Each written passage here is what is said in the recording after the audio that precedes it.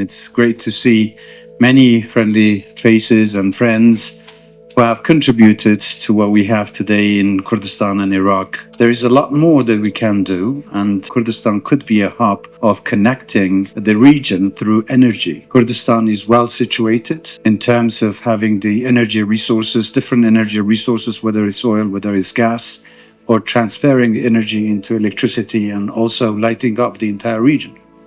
That is exactly what we need to do. I would like to thank all of our friends what they've done. And I'd like to invite new friends to come and look at Kurdistan as a potential place for investments. We are located in the heart of the Middle East. And because of the resources we have, I think Kurdistan is the place that everybody should look at. I can tell you that over the years, we've done some remarkable achievements by doing some reforms. Iraq, as a federal country, still does not have the full 24-hour electricity.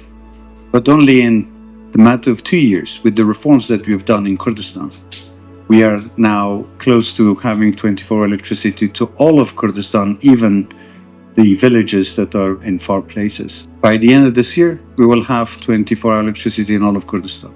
And we would like to invite everyone to come and look at Kurdistan for its potential, for the role it can play, and also to help the rest of the region.